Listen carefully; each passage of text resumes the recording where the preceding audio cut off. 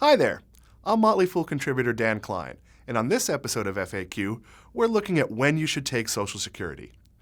Before we get into when you should claim, let's look at when you can claim. You can begin claiming at 62, but to get your complete Social Security benefit, you need to wait until your full retirement age. That's 66 for people born between 1943 and 1954. For anyone born between 1955 and 1959, you'll have to wait a few more months. And for anyone born after 1960, full retirement age has been raised to 67.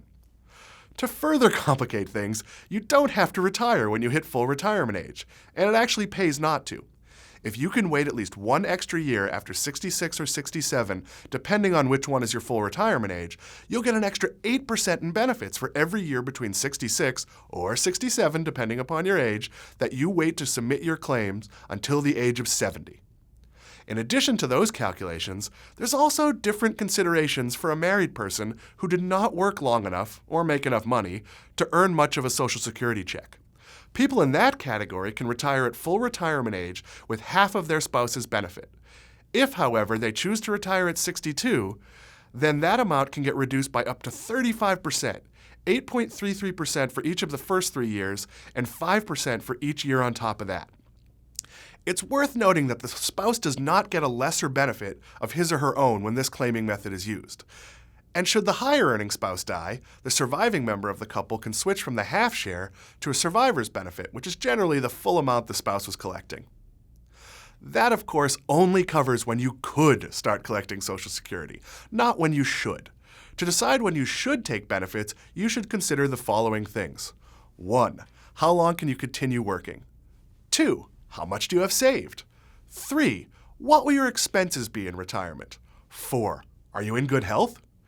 Deciding when to collect Social Security requires taking an honest look at your finances, your savings, your work situation, and your post-retirement expenses.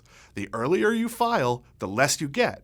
But it is a sliding scale. You lose 6.67% a year for the first 3 years if you retire between 62 and 65.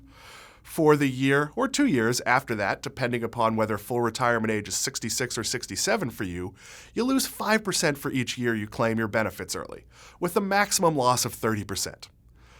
Simply put, you collect more money each month if you can put off retirement until 70, but that may not be the right move for everyone.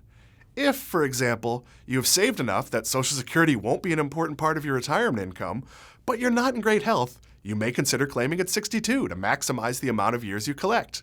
That scenario, sadly, does not apply to most Americans. In fact, a recent survey from TransAmerica showed that 66% of American seniors expected Social Security to be their principal form of retirement income. That's a scary number, since Social Security generally only replaces about 40% of an individual's pre-retirement income.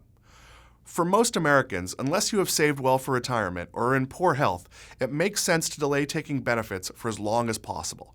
If you keep working until full retirement age, you will have put in 4 or 5 extra years where you're earning money and not spending any of your retirement savings.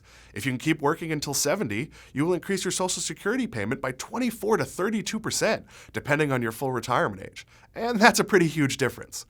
Of course, if you can't work anymore or have stopped working because you've planned properly for retirement, then it may make sense to claim earlier. The same is true if your health prognosis suggests you don't have that many years ahead of you. When to claim Social Security is a very personal question, but the broad answer for the average American with no major health problems is to put it off as long as possible. If you wait, you can maximize how big your monthly check will be, and hopefully you'll live long enough to collect more than you would have had you taken a smaller check sooner. Thanks for watching this video. We've got more like it in the works. To catch them, hit the subscribe button. And if you like what you saw, give us a thumbs up. If you have questions you want us to tackle, drop it in the comments section below and we'll add it to our list.